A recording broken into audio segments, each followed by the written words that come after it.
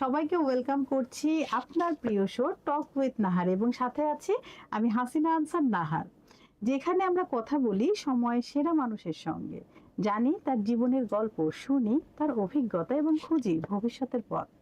প্রিয় দর্শক, প্রতি পর্বের মতো আমাদের আজকের পর্বেও একজন আমন্ত্রিত অতিথি উপস্থিত আছেন।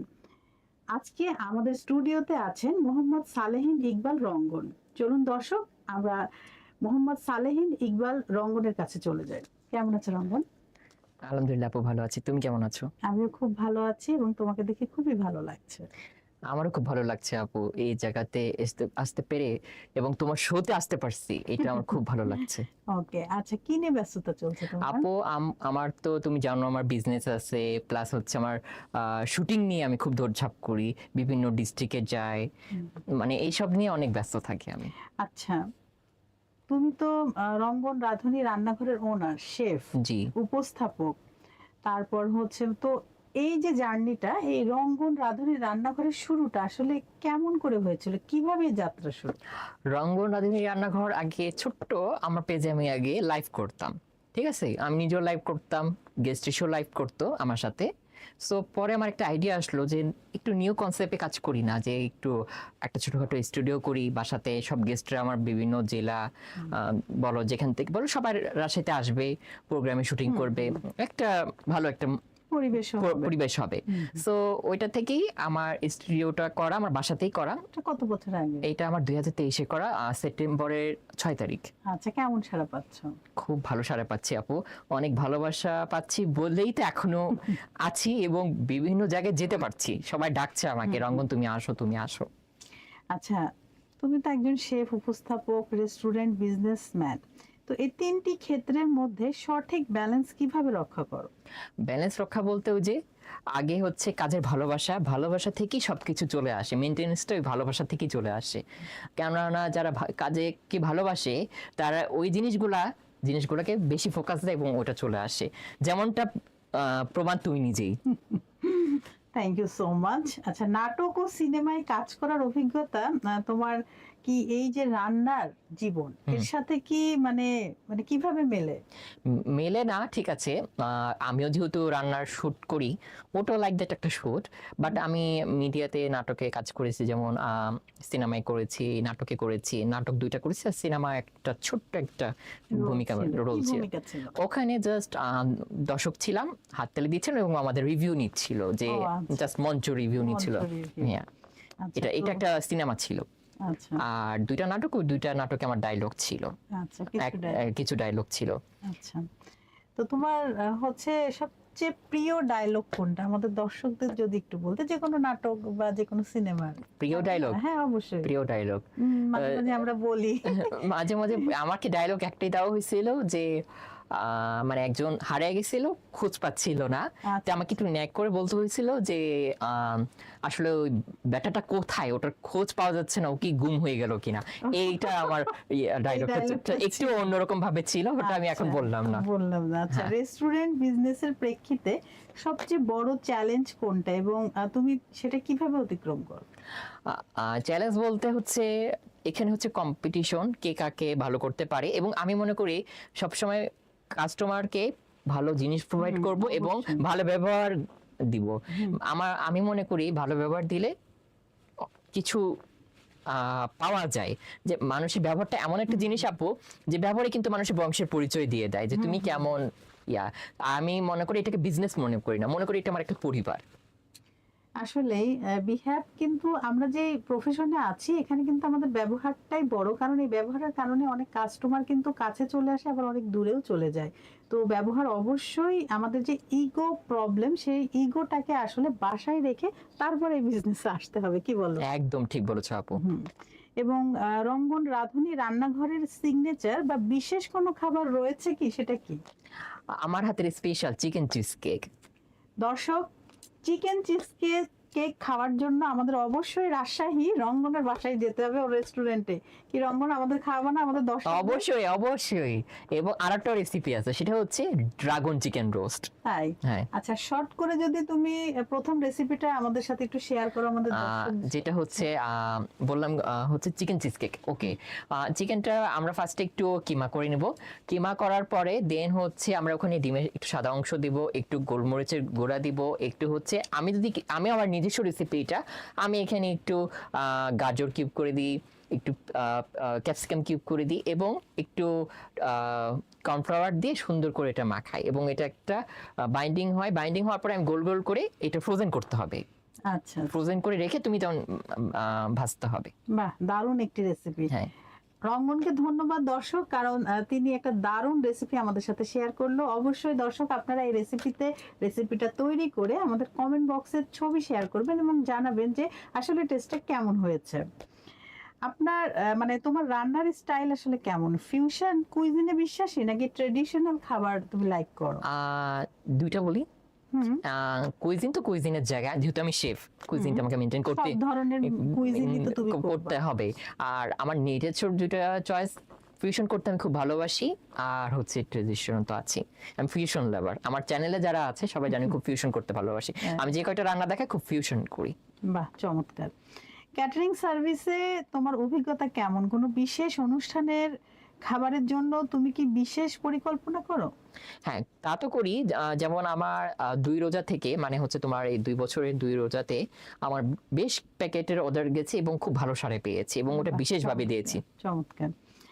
আচ্ছা, রান্না করার সময় কোন মশলা বা উপকরণ তোমার কাছে অতি গুরুত্বপূর্ণ?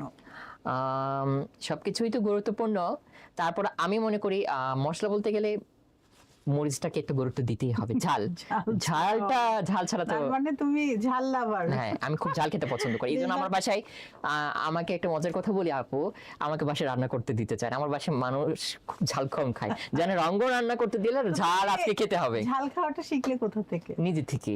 এবং আমি শুকনো মরিচের ঝাল বেটে রান্না করি। তাই? হ্যাঁ, পাটায় বাটো না ব্লেন্ডারে? আগে তো ব্লেন্ডার ছিল না, পাটায় বাটতাম, এখন ব্লেন্ডার। আচ্ছা, চমৎকার। নাটক সিনেমায় কাজ করার পর রান্নার প্রতি তোমার যে দৃষ্টিভঙ্গি বা অনুভূতি কি বদলেছে? না, নাটকের জায়গায় নাটক, রান্নার জায়গায়। তোমার সেরা রান্নার মেমোরি বা অভিজ্ঞতা কোনটা? সেরা মেমোরি বলতে পারো এই যে ড্রাগন চিকেন। আমার কিছু রেসিপি আছে যে আমি দুটো দর্শকদেরকে নাম বলি, যেমন ড্রাগন চিজ কেক, তারপর হচ্ছে তোমার ড্রাগন শাহী টুকরা, তারপর ড্রাগন আইসক্রিম।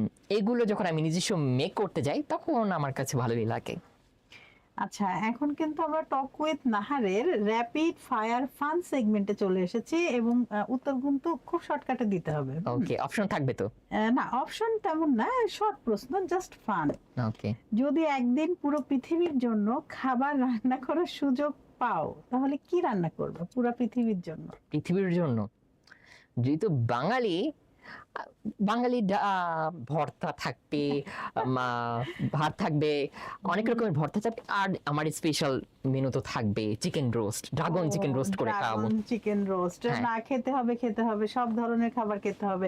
ও কিন্তু দারুণ উত্তরটা দিয়েছে। ও কিন্তু নিজের দেশের যে ঐতিহ্যকে সেটা কিন্তু পুরো বিশ্বের দরবারে তুলে ধরবে। মানে ওর কথাতে যেটা মনে হ্যাঁ, হয় right. তো দেশি খাবার আমরা বাঙালি, আমরা আসলে সুযোগ পেলেই যে যার জায়গা থেকে আমরা এবং আমরা সবাই নিজের ঐতিহ্যকে রিপ্রেজেন্ট করব বিদেশিদের সামনে, এটা মাথায় রাখতে হবে। কারণ খাবার কিন্তু একটা অঞ্চলের ঐতিহ্যকে রিপ্রেজেন্ট করে। অনেক সময় দেখবেন দূর দূরান্ত থেকে পর্যটকরা খাবারের স্বাদ নিতে কিন্তু সেই অঞ্চলে আসে। সো নিজের খাবারকে ওইভাবে বিদেশিদের কাছে বা দেশে আমাদের যে হচ্ছে জেনারেশন আছে, হ্যাঁ, তাদের কাছে তুলে ধরুন। অন্তত সপ্তাহে যদি একদিন না হয় 15 দিন পর পর, মাসে বা 1 মাস পর পর হলেও আপনারা আপনাদের যে ঐতিহ্যবাহী খাবার আছে সেগুলো রান্না করুন, রিপ্রেজেন্ট করুন সব দিকে, এবং ইলেকট্রিক মিডিয়া, প্রিন্ট মিডিয়াতেও দেখান। তাহলে কিন্তু আমাদের এই ঐতিহ্য এভাবেই ধরা থাকবে এবং সবাই জানবে, ঠিক না? নিজের ঐতিহ্যকে বাঁচাতে হবে। একদম ঠিক বলেছো। আচ্ছা, তোমার প্রিয় খাবার কি? আমার প্রিয় খাবার মিষ্টি না ঝাল? দুইটাই বলো। মিষ্টি হচ্ছে পুডিং, আর ঝাল বলতে আমি খুব ঝালটা তো চিকেন ফ্রাই আর তার অপশন খুব রোস্ট, আমি রোস্ট তো টক মিষ্টি হয়, আমার রোস্ট খেতে খুব মজা লাগে। বাহ, শেফ হিসেবে সবচেয়ে মজার বা অপ্রত্যাশিত ঘটনা কি ঘটেছে? এটা খুব কঠিন একটা প্রশ্ন করলা আপু। আমি মনে করি সব জায়গায় একটা চ্যালেঞ্জ থাকে এবং কম্পিটিটর থাকে এবং অনেক কিছু পজিটিভ ফেস করতে হয়, নেগেটিভ ফেস করতে হয়। আমি মনে করি আমি সবটার সাথে লড়তে চাই এবং সবাইকে নিয়ে কাজ করতে চাই। বাহ, দারুণ। এবং এইখানে আমি কাউকে প্রতিদ্বন্দ্বী মনে করি না, আমি সবাইকে নিয়ে কাজ করতে চাই। কিন্তু আপুর জগৎটা একটু অন্যরকম হয়ে গেছে, তো একটু সবাইকে নিয়ে খুব করে। বাট আমি দর্শকদেরকে উদ্দেশ্যে বলবো, যারা এই লাইনে কাজ করছেন আপনারা সবাইকে নিয়ে কাজ করেন।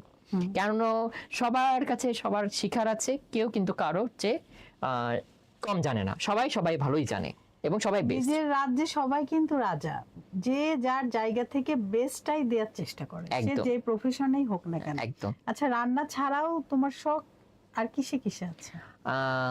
আমি হচ্ছে ফটোগ্রাফি খুব করতে পছন্দ করি এবং গাড়ি চালাতে খুব পছন্দ করি এবং বাস লাভিং করতে খুব পছন্দ করি। আচ্ছা, আর ট্রাভেলিং। আচ্ছা, বাহ। নাটক বা সিনেমায় কাজ করার সময় তোমার রান্নার দক্ষতার ব্যাপারে সহশিল্পীরা কি কোনো মন্তব্য করেছিল? যদি বলতে গেলে যে হ্যাঁ, একটা নাটককে ফুল টিম আমার কাছ থেকে খাবারটা তারা নিয়েছিল এবং তারা খেয়ে ভালো রিভিউ দিয়েছিল। গুড। একটি খাবারের সবচেয়ে বেশি সময় কাটানোর সুযোগ পেলে সেটা কোন খাবারটি হবে? মানে সময়টা যদি আমি কাটাতে চাই, অবভিয়াসলি আমার মায়ের হাতের স্পেশাল কিছু রান্না এবং বাঙালি রান্না। আচ্ছা, রান্নাঘরে কখনো এমন কোনো পরিস্থিতি এসেছে যা তুমি একেবারে ভুলে যেতে চাও? ভুলে যেতে চাই? তেমন কিছু নেই না, তেমন কিছু আছে কিন্তু শেয়ার করতে চাচ্ছ না। শেয়ার করতে চাচ্ছি না। দর্শকও শেয়ার করতে চাচ্ছে না। সো আমরা নেক্সটে চলে যাই।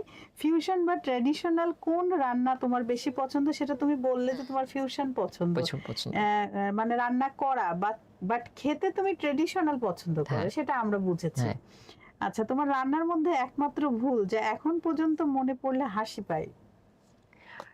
ভুল তো অনেক কিছুই আছে আপু। আমি জীবনে ফার্স্ট যখন রান্না করি, আমার এখনো চিহ্ন আছে, তুমি দেখবা এই হাতে। আমি হচ্ছে বেগুনি ভাজতে গিয়ে তেল ছিটে পড়ে অ্যাক্সিডেন্ট আর বলে হয় না, এখনো সেই চিহ্ন থেকে গেছে। এটা আমার মেমোরেবল এখনো আছে। আচ্ছা আচ্ছা, এটা 5 বছরের চিহ্ন। তাই না? একটি খাবারের নাম বলুন যা তুমি কখনোই মানে বানাবা না আর বানাতে চাও না কিন্তু সবার মধ্যে জনপ্রিয়। সবার মধ্যে জনপ্রিয়, হয়তো তোমার পছন্দ না বা ঝামেলা আছে, অনেক হয় না যে সময় বেশি লাগছে বাট ওই রকম আউটপুট আসছে না, বা এর আগে বানিয়েছো কিন্তু ওইভাবে টেস্টি হয়নি। না, টেস্ট হয়েছে বলবো।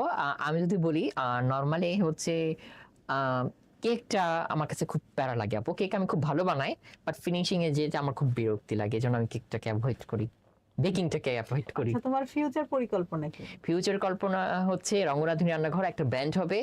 রঙ্গরাধুনী রান্নাঘর নিয়ে আমার রান্নার যে শো হচ্ছে সেটা তো হবে, রিয়েলিটি শো হবে। দেন হচ্ছে বিজনেসটা আরো বড় করব এবং আমার এই রঙ্গরাধুনী রান্নাঘর থেকে অনেকেই ক্লাস করবে, ওয়ার্কশপ করবে, সবকিছুই হবে। এই রঙ্গরাধুনী রান্নাঘরটা একটা ব্র্যান্ড।